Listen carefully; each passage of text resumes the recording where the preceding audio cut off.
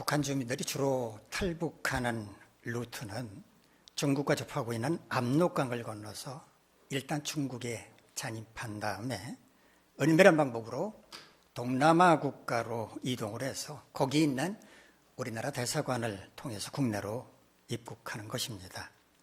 이렇다 보니까 중국 내에는 탈북한 주민들이 많이 있다고 합니다. 중국 정부로서는 이런 탈북자들 때문에 골머리가 아프니까 종종 이들을 색출해서 강제로 북송을 시키고 있습니다.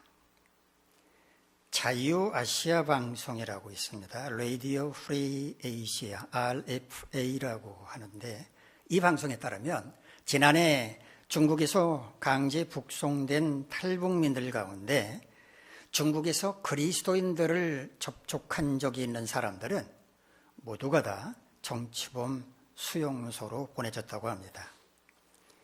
북한의 국가보위성은 중국 경찰이 제공한 보고서를 바탕으로 강제 송환된 탈북자들을 신문을 하는데 보고서에 그리스도인을 접촉한 사실이 들어있다라고 그런 기록이 있는 경우에는 예외 없이 정치범 수용소로 보내졌다고 합니다.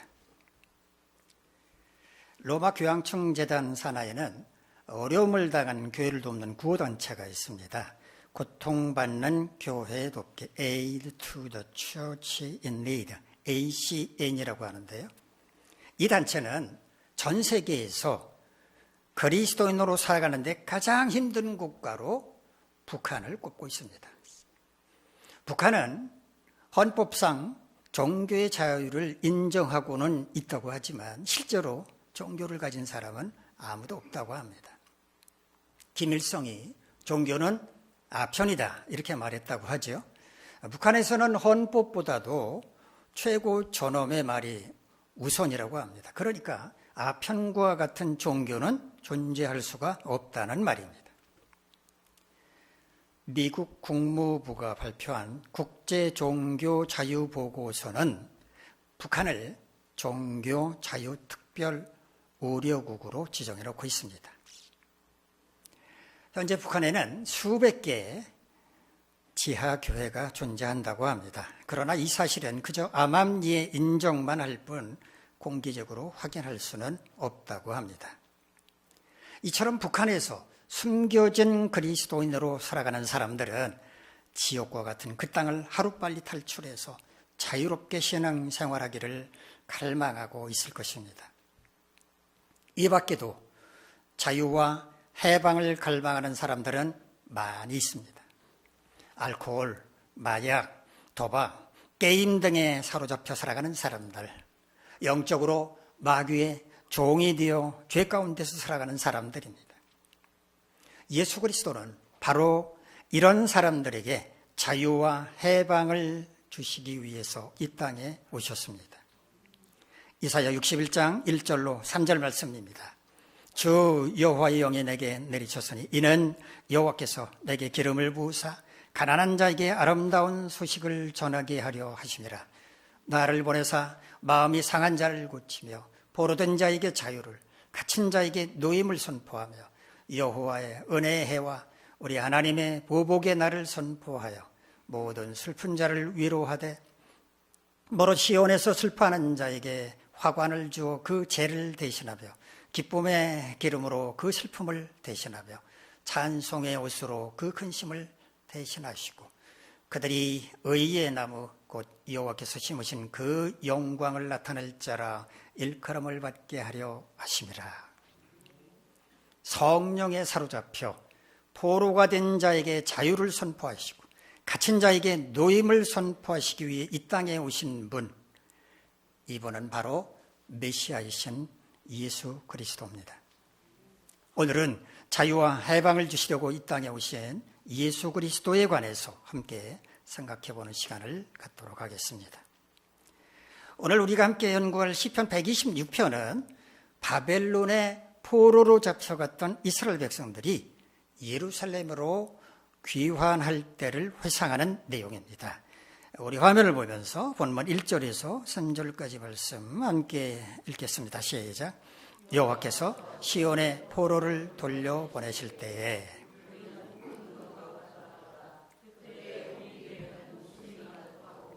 우리 혀에는 찬양이 찼었도다. 먼 나라 가운데서 말하기를 여호와께서 그들을 위하여 큰 일을 행하셨다 하였도다. 여호와께서 우리를 위하여 큰 일을 행하셨으니 우리는 기쁘도다. 시온의 포로라고 말하는데 시온이 뭡니까? 시온은 산 이름입니다. 사무엘하 5장을 보면 다윗이 예루살렘으로 가서 가나안 원주민인 여부수 사람들이 찾아오고 있던 시온 산성을 빼앗은 다음에 그 성 이름을 자기 이름을 따서 다윗성이다라고 불렀다는 기록이 있습니다. 예루살렘 지역에는 3개의 산이 있습니다.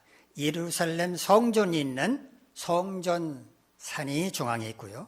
그 좌측에는 시온산, 그 우측에는 감람산이 있습니다. 그러나 성경에서 시온이라고 하는 말은 하나님의 거룩한 산 혹은 예루살렘을 지칭하는 말로 사용이 됩니다.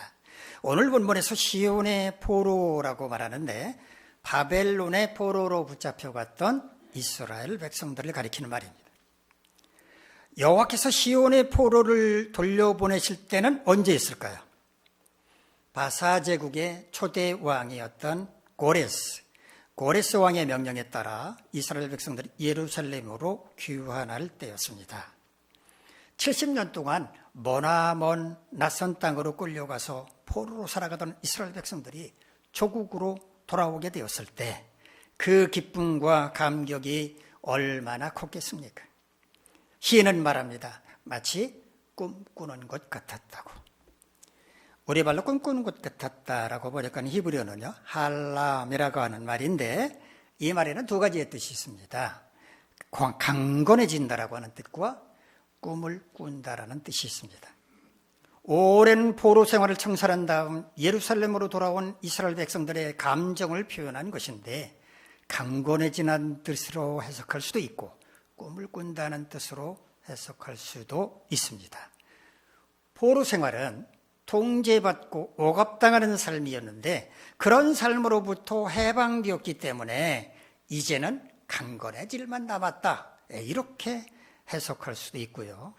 또 영원히 포로 생활에서 벗어날 수 없을 것 같았는데 굴레를 벗고 조국으로 돌아올 수 있게 되었으니 마치 꿈을 꾸는 것 같았다라고 말할 수도 있기 때문입니다. 그때 그들의 입에는 웃음이 가득했고 그들의 혀에는 찬양이 찼었다라고 말합니다. 그들의 혀에 찬양이 찼다. 조금 뜻을 이해하기 어려운 말인데 이게 무슨 의미일까요? 찬양이 찼다라고 번역한 히브리 원어를 보면요, 린나흐란 말인데 기쁨으로 환호성을 지른다는 뜻입니다. 영어로 표현을 한다면 shouting 한다라고 말할 수 있습니다. 기쁨으로 함성을 질렀다라는 뜻입니다. 70년 만에 포로 생활로부터 해방되어 조국으로 돌아오는데 기쁨으로 함성을 지르는 거 당연한 일 아니겠습니까? 또한 먼 나라 사람들도 하나님께서 큰 일을 행하셨다면서 놀라움을 금하지 못했다고 말합니다. 아마 이스라엘 바깥에 있는 이방 나라들이 생각하기에 저건 사람이 할 수 없는 일이야. 아마도 저들이 섬기는 하나님, 저들의 신 하나님이 한 모양이야 라고 말했다는 의미입니다. 주변에 있는 다른 나라 사람들까지도 놀라워했으니 얼마나 기쁘고 감격스러웠겠습니까? 자, 우리 본문 4절에서 6절까지 말씀 함께 읽도록 합시다. 시작. 여호와여 우리의 포로를 남방 시내들 같이 돌려보내소서.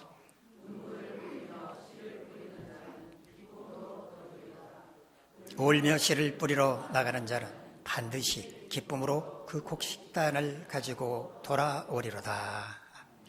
앞에서 포로 생활로부터 해방돼서 조국으로 돌아오는 그 기쁨을 표현했던 것과는 대조적인 말이 나옵니다. 우리의 포로를 남방 시내들 같이 돌려보내달라고 호소를 합니다. 이걸 어떻게 우리는 이해해야 할까요? 이스라엘 백성들은 바벨론 포로에서 한꺼번에 일시적으로 돌아오지 않았습니다. 몇 차례에 걸쳐서 포로에서 귀환을 했습니다. 그러므로 앞에서 귀환하게 된 사람들이 기뻐 노래한 것이었고, 지금 여기는 아직 귀환하지 않고 남아있는 사람들의 간절한 기도라고 보면 되겠습니다. 자, 그러면 남방 시내들 같이 돌려보내달라는 의미가 뭘까요? 남방 시내는 이스라엘 남쪽에 있는 네게부 사막이라고 하는 곳에 있는 시내를 가리킵니다.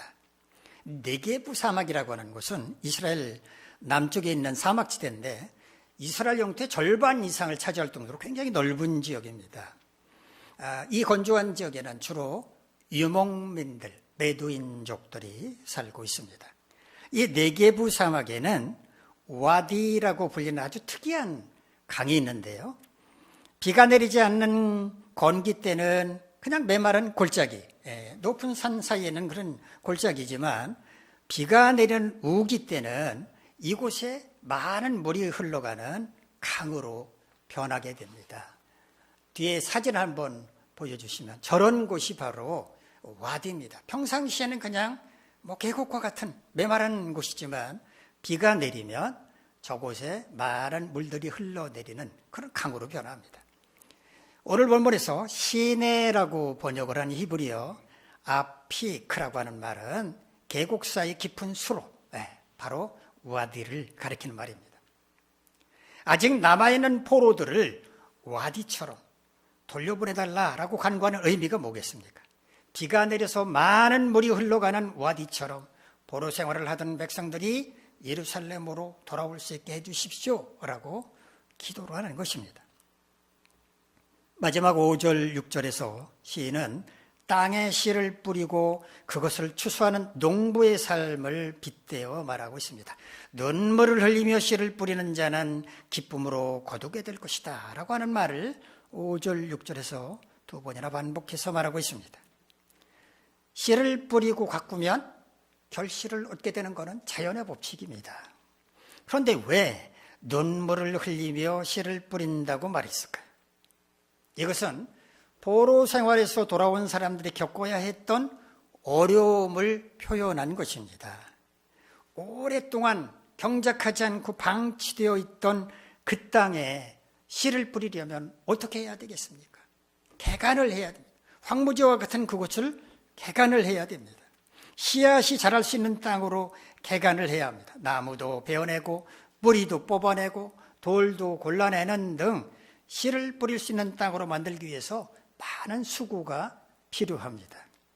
그 수고가 결코 만만치가 않았기 때문에 눈물을 흘리며 씨를 뿌린다고 표현을 하는 것입니다. 그러나 그렇게 수고하고 애써서 일군 땅에 씨를 뿌린다면 반드시 기쁨으로 곡식을 거두게 될 것이다 라고 말하는 겁니다. 수고한 대로 결실을 얻는 게 자연의 법칙이기 때문입니다. 바벨론에 전쟁 포로로 끌려간 이스라엘 백성들의 삶은 그야말로 고단하고 고통스럽고 암담했을 것입니다. 그런 삶이 무려 70년 동안이나 계속되었습니다. 대개 한 세대를 30년으로 잡지 않습니까? 70년이면 두 세대도 넘겨서 그런 포로 생활을 했으니 얼마나 절망적이었겠습니까?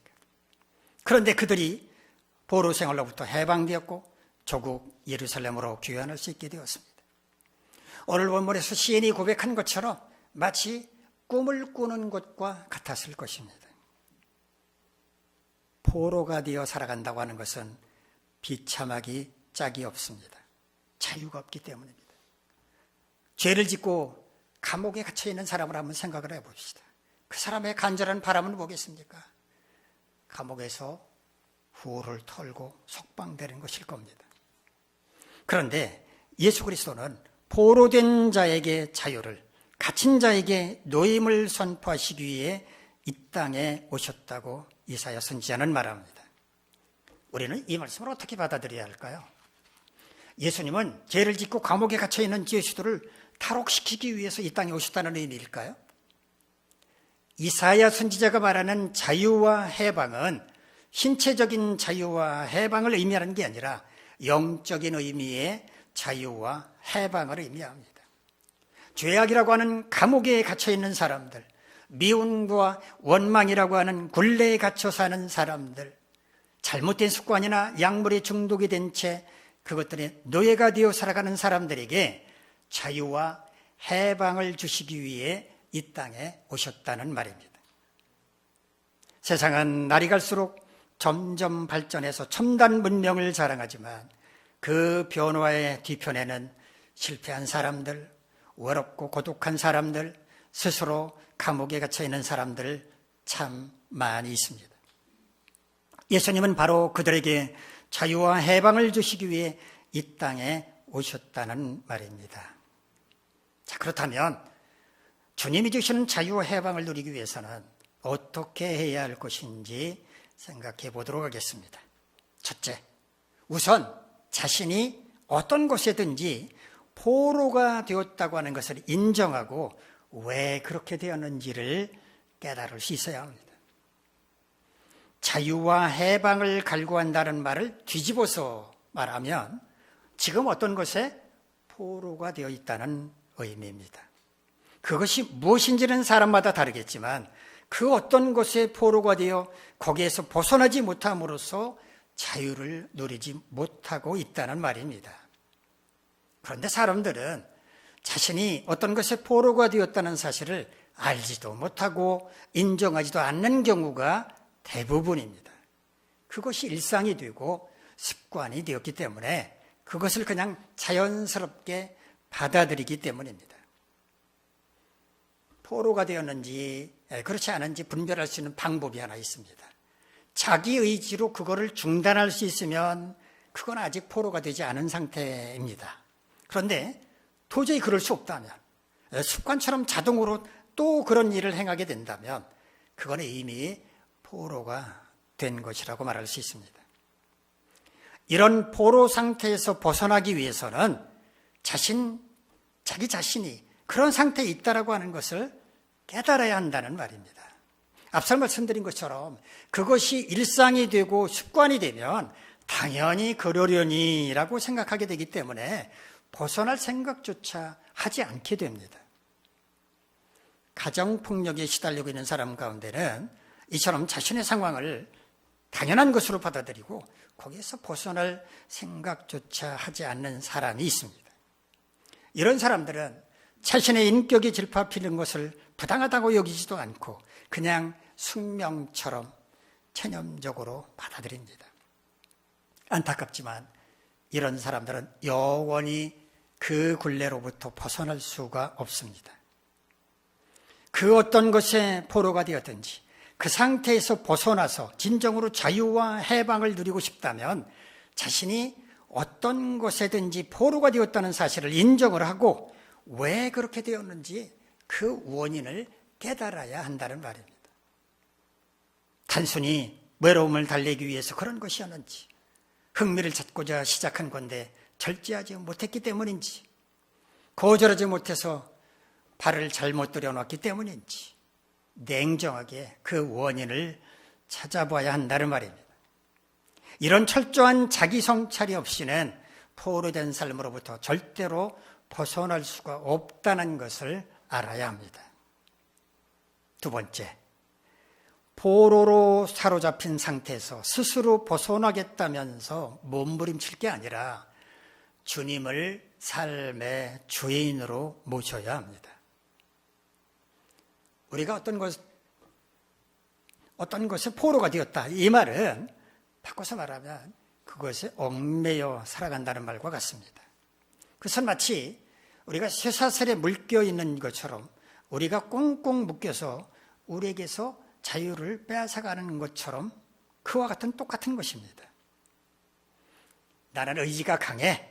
그러니까 내 의지대로 얼마든지 마음만 먹으면 거기서부터 벗어날 수 있어. 이렇게 장담하는 분들이 있을지 몰라도 어려운 소리입니다. 그렇게 쉽게 끌어버릴 것 같으면 왜 포로가 되겠습니까? 얼마 전에 서울 한강에서 9년째 순환구조대원으로 일하고 있다는 어떤 분의 인터뷰 내용을 신문에서 봤습니다. 한강은 서울에 가보신 분 알겠지만 한강은 서울 전체를 이렇게 아우르면서 흐르는 강이기 때문에 상당히 깁니다. 그래서 순환구조대도 지역을 세분해서 4개조를 운영을 하고 있는데 이분은 여의도 구역을 맡고 있는 분이었습니다. 이분의 역할은 한강에서 화재가 나거나 생활안전사고가 발생을 하면 신고가 들어오면 출동해서 구조하는 것이라고 하는데 이분이 하는 대부분의 일은 한강에 투신하는 사람들, 즉 자살 시도자들의 생명을 구하는 일이라고 말했습니다. 이분이 속한 여의도 순환구조대가 한 해 동안 자살 시도자를 몇 명쯤 구조하는지 아십니까? 1,400명에서 1,500명 정도 된다고 합니다. 하루로 치면 한 4명이 넘는 꼴입니다. 스스로 죽겠다면서 한강에 투신한 사람들을 구조하면 구조된 사람들은 뭐라고 말할지 궁금하지 않습니까? 아니 내가 죽겠다고 한강에 뛰어들었는데 왜 나를 건져주는 겁니까? 라고 말할까요? 그럴 것 같죠? 그런데 구조된 대부분의 사람들은 죄송합니다 혹은 감사합니다 라고 말한답니다. 구조대원들이 힘드셨죠? 라는 위로의 말을 건네면 하나같이 다 눈물을 펑펑 쏟는다고 합니다. 그들은 정말 죽고 싶었던 게 아니라 누군가의 관심과 위로가 필요했었는지도 모릅니다. 그런데 그분이 이런 말을 하는 게 참 인상적이었습니다. 구조하기 위해서 그 사람이 있는 한강으로 달려가면 가까이 접근하면 예외 없이 100이면 100 다 살려달라고 외치면서 물에 가라앉지 않으려고 안간힘을 쓰고 있다는 것이었습니다. 우울증이든지 혹은 부정적인 생각이든지 그것에 포로가 되어서 정상적인 판단을 내리지 못함으로써 한강에 투신까지는 했지만 막상 죽음의 순간과 맞닥뜨리게 되자 정신이 번쩍 들어서 살려고 몸부림을 친 것이 아닌가 하는 생각이 듭니다. 만약에 이런 사람이 구조되지 못하고 목숨을 잃는다면 얼마나 안타깝고 가슴 아픈 일입니까? 포로로 사로잡혀 있는 상태에서 벗어나는 것은 자기의 힘만으로는 불가능한 경우가 대부분입니다. 이럴 때 주님을 의지해야 합니다. 사실 우리는 처음 예수 그리스도를 영접할 때 주님을 삶의 주인으로 모시겠다고 철석같이 약속했었습니다. 그런데 어쩌다 보니까 우리는 주님 없이 살아왔습니다. 주님 없이 살다 보니까 잘못된 곳에 포로가 되고 만 것입니다. 그러므로 해법은 아주 간단합니다. 주님을 다시 삶의 주인으로 모셔드리는 것입니다. 그러면 포로가 된 우리의 문제는 주님의 문제가 되는 것이고요. 주님이 주님의 방법으로 해결해 주시는 겁니다.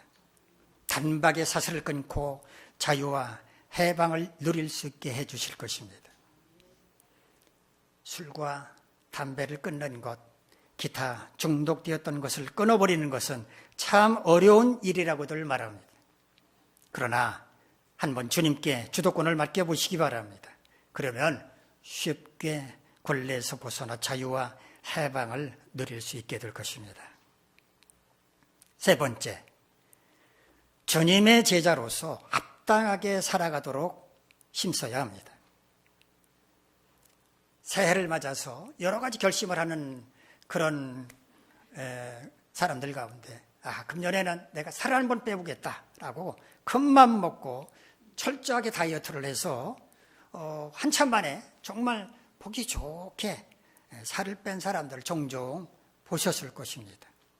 그런데 얼마 지나지 않아서 이분이 다시 옛날과 같이 아주 후덕하게 살이 쪄 있는 모습을 본 적도 많을 겁니다. 이런 현상을 가리켜서 뭐라고 합니까?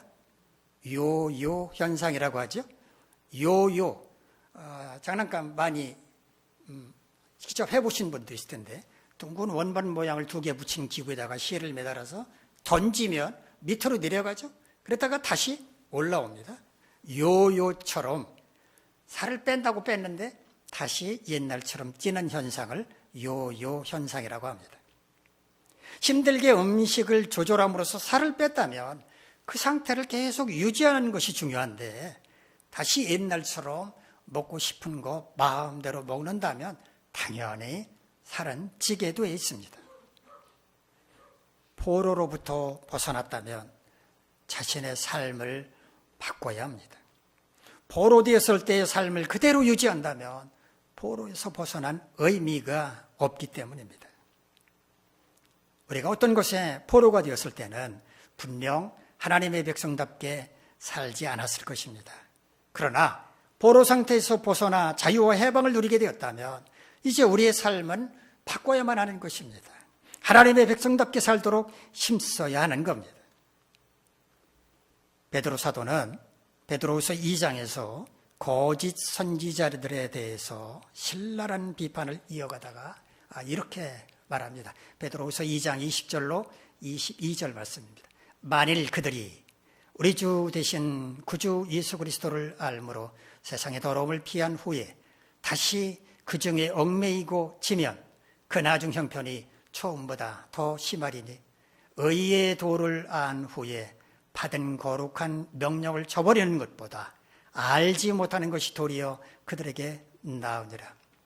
참된 속담에 이르기를 개가 그 토하였던 것에 돌아가고 돼지가 씻었다가 더러운 구덩이에 도로 누웠다 하는 말이 그들에게 응하였도다.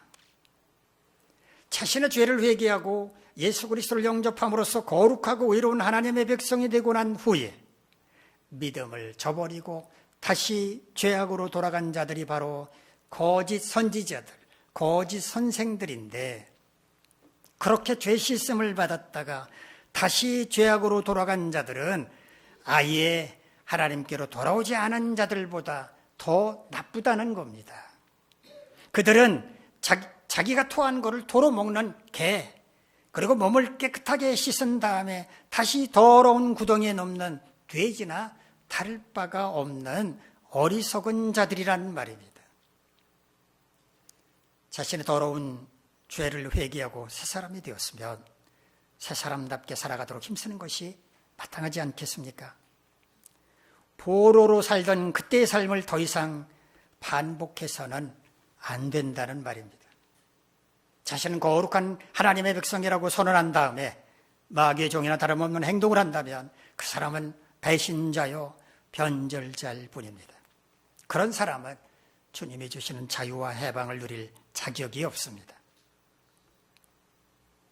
우크라이나 군대를 위해 싸우고 있다고 주장하는 한국인 남성이 러시아에 파병되어 우크라이나와의 전선에 투입된 북한군을 향해서 자유를 위해 항복하라라고 촉구하는 동영상이 텔레그램 채널에 공개되었다고 합니다. 모자와 마스크로 얼굴을 그린 이 남성은 자신을 남한에서 온 한국인이라고 소개한 다음에 자발적으로 우크라이나 군에 입대를 해서 전쟁에 참전 중이라고 밝혔다고 합니다.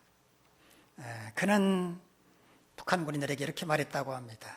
김정은과 그의 일가는 지금도 사치스러운 삶을 살고 있는데 북한 인민들은 추위와 굶주림에 고통받고 있다면서 여러분은 파병된 북한군 여러분 그들에 의해서 일방적으로 희생되고 있으며 전쟁터에서 두려움과 추위와 굶주림 가운데 고생할 이유가 전혀 없다고 말했습니다. 그러면서 혹시 우크라이나 군대를 보게 되면 무기를 버리고 손을 들어 항복 의사를 표하라고, 우리는 여러분을 해치지 않는다고 말했다고 합니다. 마지막으로 이렇게 말했답니다. 여러분 스스로 김정은의 노예가 되지 말라고, 여러분의 자유를 위해 해방의 길을 선택하라고 말했답니다. 러시아에 파병된 북한 군인들은 어찌 보면 포로가 된 자들입니다. 그들이 자유와 해방을 누릴 수 있는 유일한 길은 거기로부터 용기 있게 탈출하는 것뿐인데 과연 그럴 만한 용기가 있는 병사들이 있을지 모르겠습니다. 세상에는 지금도 포로가 되어 살아가는 사람들이 많이 있습니다. 그들이 포로된 거기에서 벗어나는 길은 오직 한 가지뿐입니다. 자유와 해방을 주시기 위해 이 땅에 오신 주님을 영접하는 것입니다. 주님이 주시는 자유와 해방을 누리려면 어떻게 해야 합니까? 첫째, 우선 자신이 어떤 것에든지 포로가 되었다는 것을 인정하고 왜 그렇게 되었는지를 깨달아야 합니다. 철저한 자기 성찰이 없이는 포로된 삶으로부터 결코 벗어날 수가 없기 때문입니다. 둘째, 포로로 사로잡힌 상태에서 스스로 벗어나겠다며 몸부림칠 게 아니라 주님을 삶의 주인으로 모셔야 합니다. 우리의 힘만으로 포로에서 벗어난 것은 어렵지만 삶의 주도권을 주님께 온전히 맡겨버릴 때 주님께서 주님의 방법으로 해결해 주실 것이기 때문입니다. 셋째, 주님의 제자로서 합당하게 살아가도록 힘써야 합니다. 포로 상태에서 벗어나 자유와 해방을 누리게 되었다면 당연히 우리는 옛사람의 삶을 벗어던지고 하나님의 백성답게 살도록 힘써야 하는 겁니다. 포로 상태에서 벗어났음에도 여전히 이전의 삶을 버리지 못한다면 그 사람은 포로 상태에 그대로 있는 것이나 마찬가지이기 때문입니다. 여러분 모두 그 무엇이 되었든지 매여 있는 것이나 포로가 된 것이 있다면 자유와 해방을 주시기 위해 이 땅에 오신 주님의 도우심을 받아서 거기에서 벗어나 참된 자유와 해방을 누리며 살아가시기를 간절히 바랍니다. 기도하겠습니다. 자비로우신 하나님, 우리를 위해 자유와 해방을 주시기 위해 이 땅에 오신 주님을 소망하며 기다립니다. 우리 모두 자유와 해방을 주시기 위해 이 땅에 오신 주님을 영접함으로 참된 자유, 참된 해방을 누리며 살아갈 수 있는 은총을 주시옵소서. 예수님의 이름으로 기도하옵나이다. 아멘. 자리에서 일어나서